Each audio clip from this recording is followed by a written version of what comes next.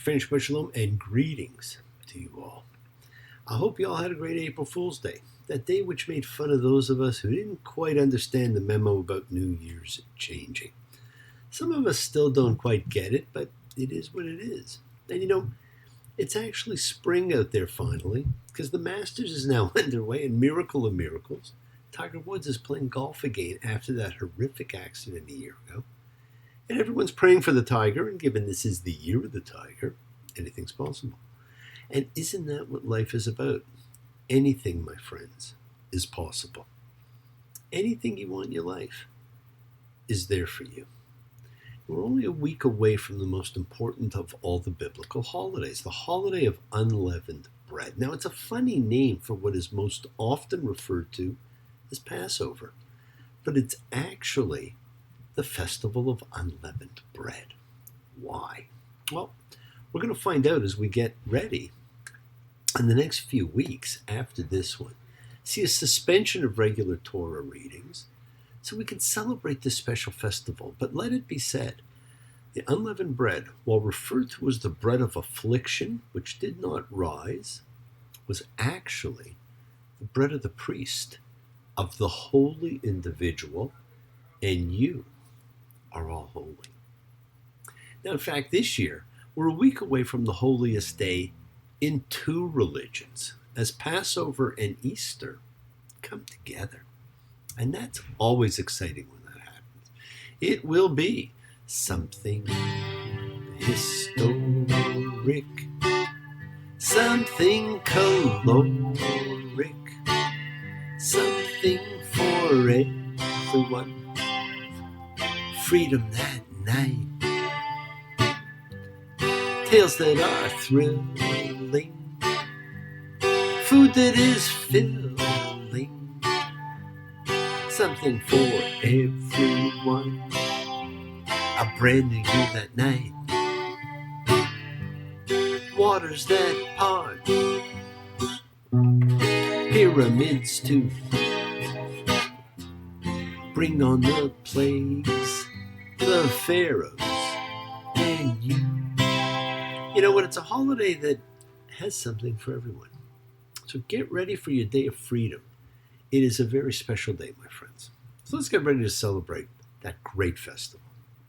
And since celebrations bring us together, they make differences smaller, they bring unification. Like when we come together to celebrate as a community, as a collective consciousness of seekers showing faith, any and all faith, love, any and all love, a true chavura, which is a fellowship, as we express our nature of kindness, compassion, thoughts, feelings, hopes, dreams, and wishes. It unites us all in this community house of spirit, Beth Ruach, sharing and bringing light, keeping fear at bay. And even though together we're individual in our approach, each connecting in his or her or their own particular way. So once again, please do go ahead and invite everybody, some physically, digitally, psychically, emotionally, spiritually, any way you want to gather and share. From Psalm 133, the Hine Matov, come together. Hine Matov, Shevet Achim Gam Hine Matov, Shevet Achim Gam. How good, how pleasant it is for brothers and sisters together. Community. Community. Community. Together. We support each other in this community, my friends, so let's all spread love, goodwill, and fellowship to the world. This is you setting aside just a little bit of sacred time in your own sacred space to honor and converse with whoever, whatever you happen to believe in, because we all believe in something. It's part of your kavanah, your intention that you put out to the universe. It's your goodwill. And goodwill and intention are the roots of what you can control, of what you can correct. It is your intention that sets in motion everything that occurs in your lives, my friends. So let's take some time now to use that intention. Send some of that goodwill, some light, some healing out to whoever you know that needs it. Healing and renewal for everybody. It floats through space, finding those in need. So send it out for those you know and for the souls and spirits of everyone you love. Think of whoever that needs healing and renewal and love or just plain goodwill. Focus on them. Call their names. It's not just for people. It's for our pets. It's for the earth. It is the healing of the world. Tikkun olam. It's part of our spiritual genetic makeup. We have to help heal the world. It's not something we ever complete. It is an ongoing task to be dealt with in this lifetime. It is for every lifetime. And we must each do our part. We must each do what we can to improve and change our own little corner of the world. Because as we change ourselves, we change the conditions of life. Part of that healing of the world is when we send out the thoughts and energy for health and renewal and goodwill for everybody. They don't have to be sick. It is for anybody in your hearts and your minds. So let's all send energy out for the people in need everywhere. Special thoughts and prayers for Roseanne and her wonderful family, for Doria, for the two Tonys, for William and Mary, for Darth and Alana, for Kay and Yosef, for Aurelia and Anne and Alex, for Dave and Mookie, for Fievel, Shoshi, for the dear Queen of Cups, and for all those suffering, for all of our sacred animal friends everywhere, for everybody you know who is in need. People are always in need, and it's for the whole world, my friends, and it is for the dear sweet bee. It is the kindness, the healing wishes, goodwill, and love we all send out. It just circles the world finding those in need. So thank you, each of you, for all you do, for all you care, because the world is a world of spirit, and spirit, my friends, never dies. Me.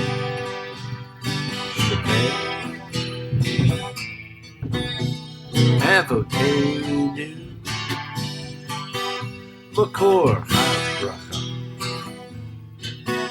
Limotenu. May the source of strength bless the ones before us. Help us find the courage. Make our lives a blessing. The renewal of body. The renewal of spirit. Let us say, Amen. Mishaberach. Let us all have our spirits renewed, because this is the great prayer for healing, which we call upon God to heal as His healed before. Mishaberach, may He who blessed, because all healings are blessings. So let's all send and receive healing and renewal energy in our efforts to love, to share, to care, to grow.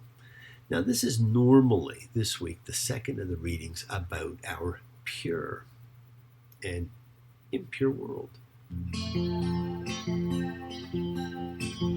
I saw her standing on the corner, yellow ribbon in her hair. I couldn't keep myself from shouting, look at there, looky there, look at there, young blood. Young blood, young blood, I can't get you out of my mind. And this week we read part 2, Metzora, leper, which is really about a very interesting concept. You see, it's all about purification and reintegration. Okay, now last week we began an examination of priestly rules and regulations regarding conditions, some visible, some invisible, but they have a commonality. They are treated as conditions that you can not just have, but you can catch in a variety of ways. And this is important because we're going to find out that you can catch disease and you can catch holiness. They're two sides of the same condition. And the fear is of these conditions being able to spread like a contagion, not just to people, but to your houses as well. Leviticus 14:35. And the one whose house it is, will come and tell the priest, saying, it appears like an affliction to me in the house. Now the owner of the house contemplates what is evidently some sort of mold or mildew in the walls of his house and wonders whether it exhibits a certain similarity, which the diagnosing priest could establish as actually the very same pathology to the skin disease.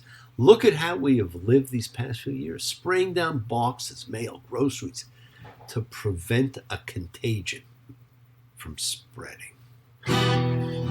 Seen the arrow by the door post, saying this land is condemned. All the way from New Orleans to Jerusalem, about contagions, my friend, the spread of conditions. And it's about purification. And what a term that is. Leviticus 14:1, and the Lord spoke to Moses, saying, this shall be the instructions for the leper in the day of his purification. He shall be brought to the priest, and the priest shall go outside the camp. And the priest shall see, and if here the affliction of leprosy has been healed from the leper, then the priest shall command, and one shall take 2 live pure birds, and cedar wood, and scarlet, and hyssop, for the one being purified. The priest is not a physician here. The priest has identified the condition, and now sees that the condition is actually healed. So what follows is not a ritual of healing. The person is healed. It is a ritual of purification. It takes place with hyssop, and it involves living water.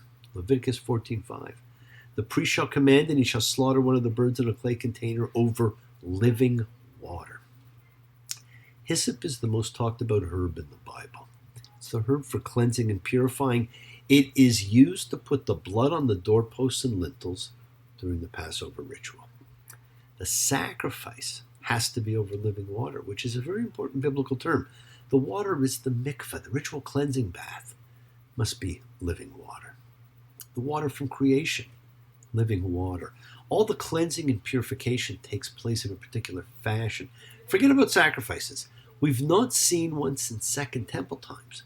Notice instead the things we still do, and that's why that phrase, over living water, mayim chayim, is so important. Fresh water flowing from a well or other natural source as opposed to stagnant or stored water. Now notice almost all these rituals is over living water. That's why the mikvahs were so important even in deserts where water was scarce. They are the cleansing apparatus of living water, or to return to the primordial condition of our beginning, the separation of the water from above and the water below. This, my friends, is actually, it's a very special section. It is about bringing people who are infirm back into the community. It is about the process of reintegration after purification. Now, we've seen the development of practices in our own time for reintegration. Synagogues have installed ramps to the bima for handicapped people, balloons for the deaf, so that the deaf can experience the vibrating sound of the shofar on Rosh Hashanah. As we were once responsible to return and include those who were impure to the congregation, so we may learn to include the handicapped as well. It is inspirational that we can derive this essential principle from a parsha in the Torah that seems so remote to readers in this age. We have to find new ways to help those in need, to help those return to the community. It is that special tenet of Judaism, teshuvah, the return. Yes, the world is sacred. So is everything in it, my friends. Express your gratitude, light a candle, make a wish. Celebrate your life and the lives of those you love. Share your feelings with them. Live free, be free, honor your freedom, be well, be happy, be blessed.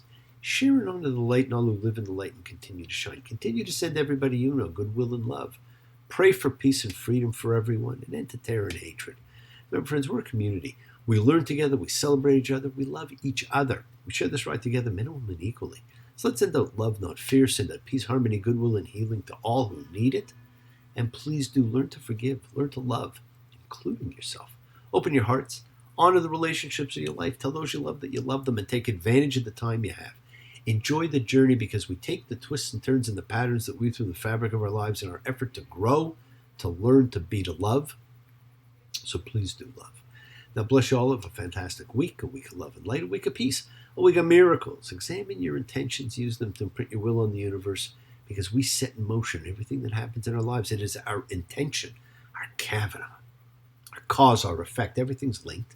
As I said, you always have time to forgive and be forgiven. You have the knowledge of what's good and bad. So acknowledge what you have done wrong to yourself, to God, to any person you've wronged. Ask forgiveness. But do so with sincerity, accountability, vulnerability. Forgive those who've hurt you as you learn to be forgiving and compassionate. Because the secret of forgiveness, compassion, and peace, my friends, is in acceptance. Can you accept yourself, other people in the world just as they are? Can you accept life as it is without trying to control it?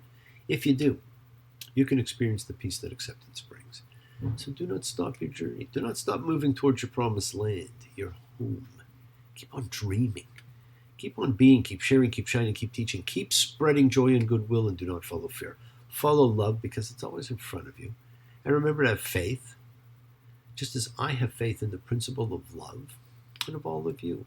Act with purity of heart and mind. Despise none, defraud none, hate none. Cherish all, honor every child of God, every creature of the earth. May all people know peace in this year. May you nurture kindness and love everywhere you go. Work to be present in the body, expand the heart, quiet the mind, because the deepest source of real power lies in your consciousness, your ability to be mindful, to be aware, to be present in all of life's circumstances.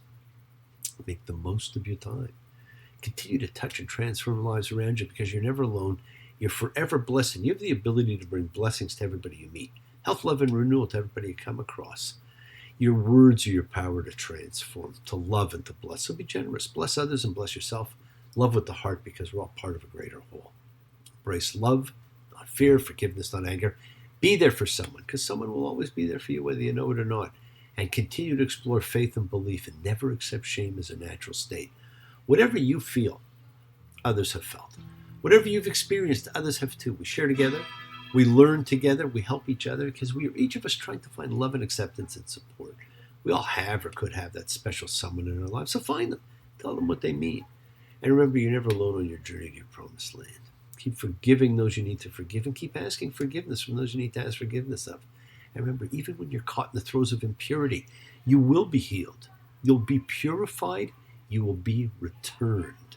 It is impurity, which is now different. The person, the bed, the chair, the furniture, the house, all can contain the contagion, indicating that touch makes it impure entirely and instantly, just like touch makes it pure. This tells us something about the nature of impurity. It spreads throughout a person or object, but it's not like any other kind of creature, like bacteria. It is a pervasive condition, but it can and usually is healed. I pushed my soul in a deep dark hole, and I followed it in. I met myself crawling after as I was crawling in. Then I woke up so tired, I thought I'd never unwind. I saw too much man. It broke my mind. I just dropped in to see what condition my condition was in. So enjoy the week, my friends. Continue to put your will upon the year. You need to have the vision of where you want to go. And remember, the Festival of Freedom is just around the corner, and everyone's entitled to be free. Now join us in our weekly Friday evening virtual Sabbath services. Thank you for joining me. Have a great week. Please keep exercising forgiveness. Be thankful, be gracious, be kind, be loving. And believe in yourself and in love, and continue to spread a little goodwill to the world. Never forget, my friends, you are the miracle in someone else's life. Shabbat shalom and blessings to you all. Take care. Bye.